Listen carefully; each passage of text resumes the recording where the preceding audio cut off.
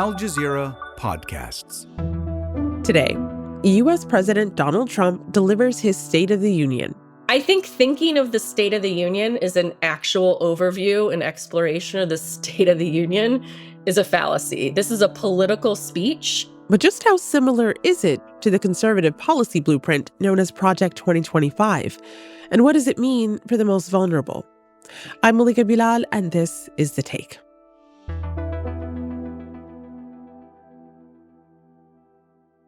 Hey everyone, are you planning to watch the State of the Union address? Let me know in the comments and what you'll be looking out for. And let's see how similar it is to what my guest today has her eyes peeled for. If you're listening on a podcast app to my conversation on this annual presidential rite of passage, let me know where you're listening from and give the show a review while you're there. My team and I love hearing from you. My name is Amanda Becker, and I am a national reporter with a news organization called The 19th, which is named after the 19th Amendment. And so that is what granted women the right to vote in the United States. Well, Amanda, it is really good to have you here. Thank you for joining The Take. It's been just over a year since Donald Trump declared the golden age of America begins right now. And our golden age has just begun. Thank you. God bless America. Thank you all. Thank you. Thank you very much. Thank you very much. That was in his second inaugural address.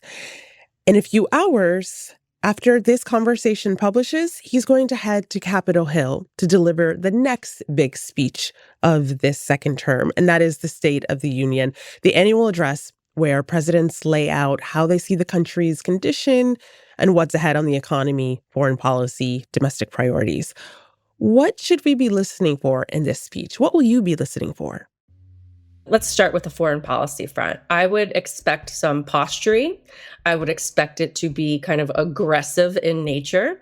Over the weekend, the president, again, was posting memes about sending hospital votes to Greenland, which, of course, he cannot stop talking about taking over one way or another. I think he put it as the easy way or the hard way. This is obviously not something that Greenland has sought out. And yet here we are kind of months into this rhetoric of how he's going to take over Greenland. I would also be listening for things related to Iran. We are hearing about them increasing their posturing related to going after Iran and potential strikes and the scope of those. They better negotiate a fair deal. You know, the people of Iran are a lot different than the leaders of Iran. And it's very sad situation. On the domestic front, the president is very incensed by the Supreme Court's decision last week on tariffs. The Supreme Court of the United States of America has struck down President Donald Trump's global tariffs. The justices ruled that the president doesn't have the authority to impose the broad global tariffs he implemented last year. It was one of the only times that the Supreme Court has, really held the administration accountable and tamped him down and pushed him back. And he was not happy about that. The Supreme Court's ruling on tariffs is deeply disappointing. And I'm ashamed of certain members of the court, absolutely ashamed, for not having the courage to do what's right for our country. And we heard him, insulting Supreme Court justices. Okay, so for people who perhaps decided not to check their phone over the weekend since Friday, let me just break down what you're referencing. And that is this pretty big news that happened over the weekend. First, the U.S. Supreme Court struck down Trump's use of emergency powers to impose global tariffs. That happened on Friday. The president responded that night by announcing he was going to do it anyway, and he's going to use a different mechanism and impose a 10% global tariff. And then on Saturday, he bumped that number up to 15%. How significant was this Supreme Court decision, and how will it affect everyday people? It was significant in that I think many people have been watching the court wondering if and when they were ever going to, rule against this administration, because it is not something that we've really seen happen that often over the first year of his presidency. In terms of everyday Americans, I don't think this changes much at all, because They were worried about confusion under kind of the last tariff regime. Now he's already said 10% tariffs, no 15% tariffs. The confusion remains. Farmers were kind of promised some of the money from these tariffs in order to make up for how hard hit they have been by them. I think really this doesn't change much at all for those of us on the ground just trying to buy eggs or milk or electronics or whatever. Prices are ridiculous. And that man that's up there in that White House needs to go. I had to find a pantry because, food is coming up so expensive. And I got a family to take care of, man. There's too many bills coming in. And of course, anytime he tries something new, so it's not the emergency tariffs, but a different type of tariff, a global tariff. Anytime he tries something new, it's going to require another legal challenge in order to sort it all out. Well, Amanda, based on your bio, you have been covering this beat, this national politics for nearly 2 decades, and that includes oral arguments at the Supreme Court. So I want to get your take, just thinking of how this is all going to go down in just a few hours from our publishing this conversation, because as per tradition, sitting right in front of Donald Trump for this State of the Union address will likely be all 9 U.S. Supreme Court justices that he called names. He called lapdogs and fools for their tariff ruling. So, first of all, how awkward might that evening be? And in the story of Trump's first year, how does this ruling factor in right before the State of the Union? I mean, it has the potential to be incredibly awkward. The Supreme Court justices are always very closely watched during State of the Unions. They usually get a lot of television time, a lot of camera time. Trump called them lapdogs, fools, unpatriotic, disloyal. I mean, these are very strong things to say about the separate co-equal branch of government that oversees your policies after you were given a slap on the wrist about tariffs that didn't comply with U.S. law. So you'll be looking at their faces. I'm assuming this is what you're planning. Yes. Some of them are better at remaining stoic than others. But I think I will not be the only one looking at their faces. I think probably we're going to see a lot of camera time on them, because that's who people are going to want to see kind of responding in real time and if they can keep their faces composed or not. Okay. I want to turn to something that you co-authored, an article for the 19th, in which you talk about how Trump's second term has thus far felt eerily similar to Project 2025. Now, Project 2025 is this vision, far right, some would say, designed by the ultra-conservative Heritage Foundation. In short, it's this Christian nationalist blueprint to remake the federal government. What similarities did you and your team find between Trump's second term and what has been outlined in the 900 plus pages of Project 2025? 920 pages, I think, to be exact. Wow. And so let's think back to the election, right? So this 920-page document came out. This is something that the Heritage Foundation has actually been doing since the 80s, but it wasn't always so extreme. And so the reason it got so much attention this time is because it was taking a very clear Christian nationalist direction. And so that's why it was in the news so much during the 2024 campaigns. Now, Trump repeatedly disavowed this, said he didn't know anything about it, despite the fact that it had been written by dozens of people who either served in his first administration, were linked to him in some way, were advising him on the campaign.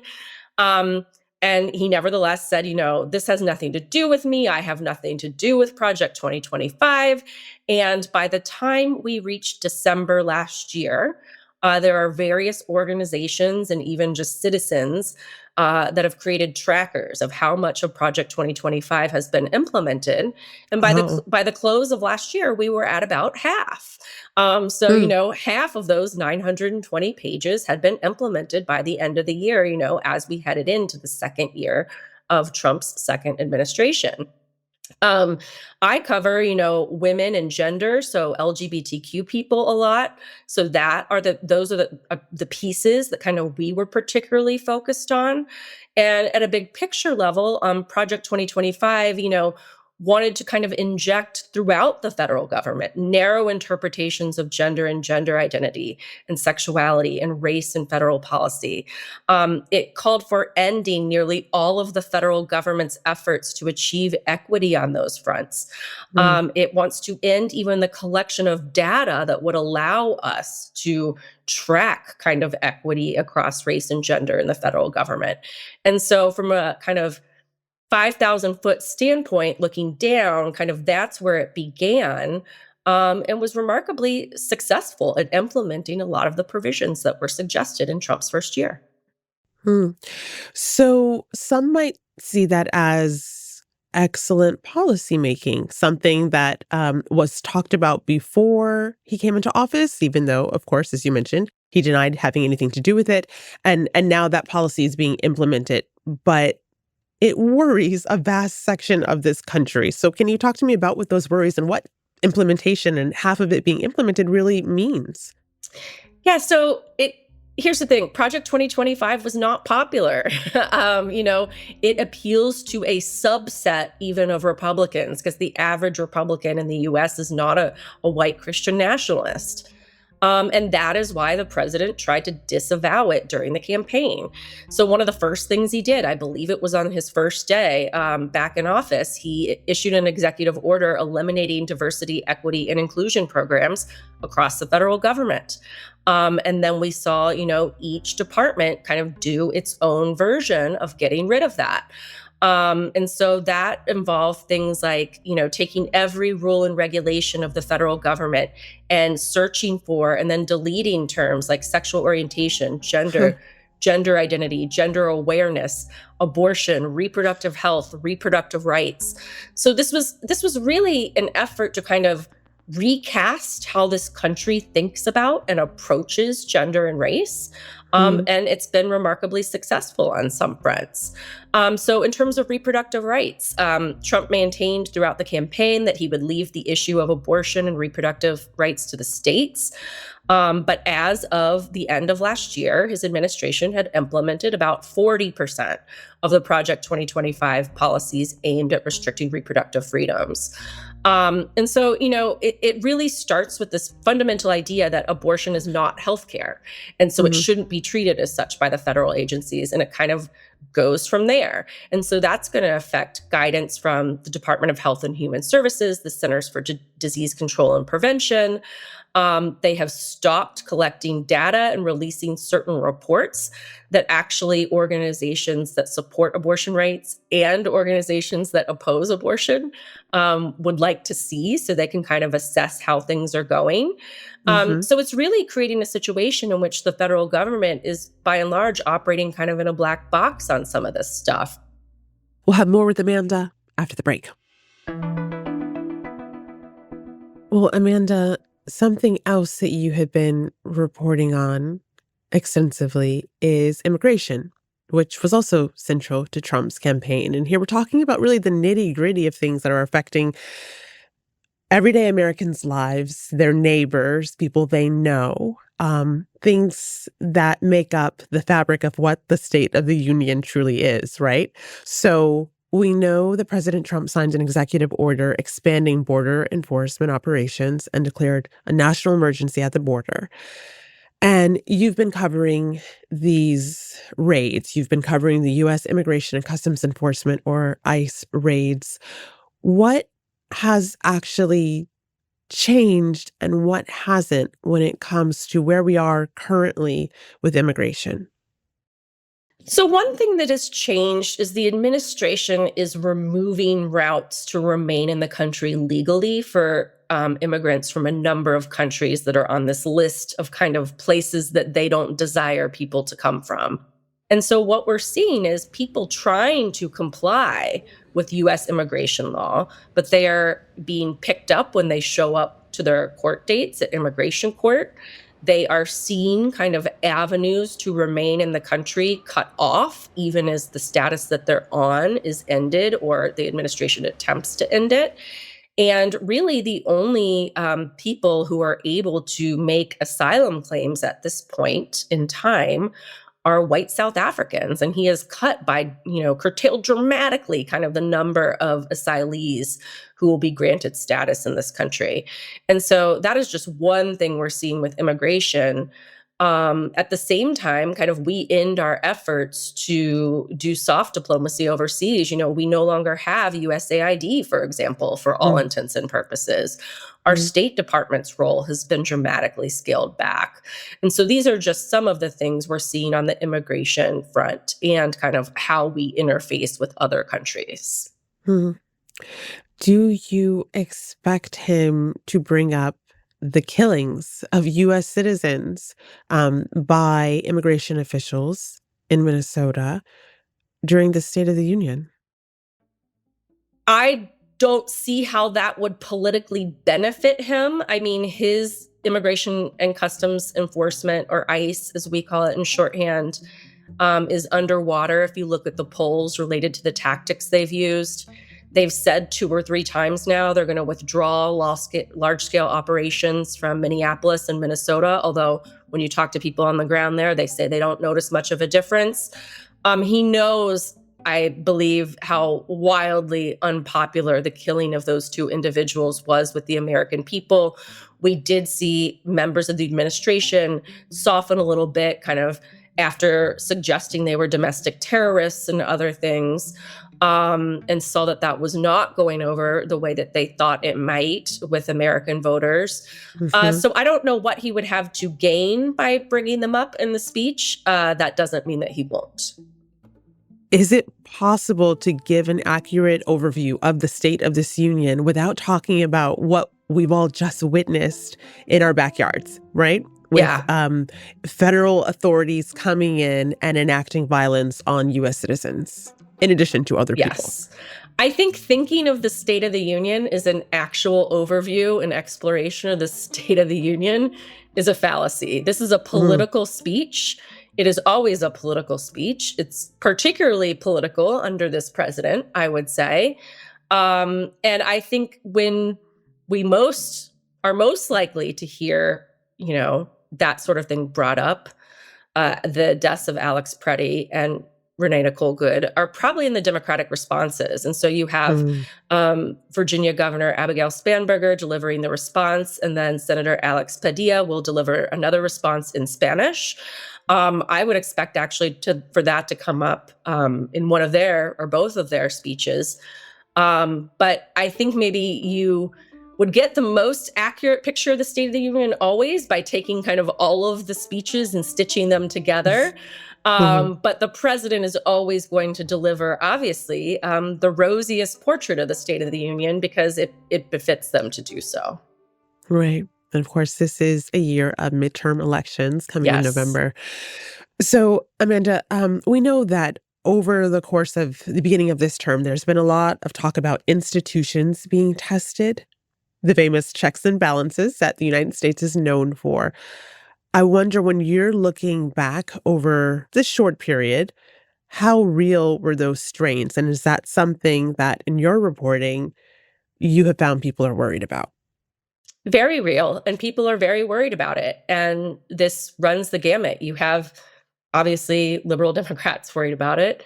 You have moderate Democrats worried about it. You have independents worried about it. And you even have some Republicans worried about it.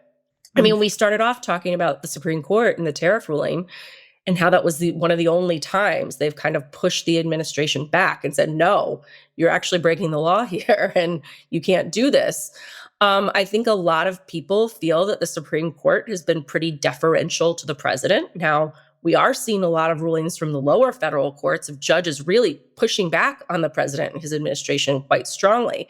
And so I think that it remains to be seen kind of whether our checks and balances and whether our institutions hold. But it's definitely something that is serious enough right now that, many Americans are very, very concerned about it. It's something that comes up when I'm out reporting, talking to everyday Americans. They are paying attention and they're wondering, is the system going to hold here? Well, then finally, Amanda, that begs my next question. I'm wondering what your view of the State of the Union is based on the people that you are talking to across the country and the reporting that you've been doing, the newsroom that you're in. How would you lay things out for our international audience? I mean, I think it's pretty clear to say I cover women and queer people, and women and queer people have lost rights under this administration. We are not in the same place we were a year ago or 2 years ago in terms of how protected we are in this country. An organization I cover pretty often is the Equal Employment Opportunity Commission. That is a commission that kind of polices discrimination in the workplace. They, and this is just one example, they have essentially stopped bringing any cases on behalf of LGBTQ plaintiffs. And so this was a way for people, the average worker, to actually be able to afford to bring a case. We all have access to the private court system, but that requires hiring an attorney, paying attorney's fees. This was something that could lead to systemic change, and the government was actually fighting on your behalf. And so that is just one example of many where an entire agency has said, we're just not going to bring those cases on behalf of queer people anymore. And so I think it's an undisputed fact that women and queer people have fewer rights today than we did at the start of the Trump administration. Amanda, I appreciate you for this conversation. Thank you. Thank you. Thank you so much.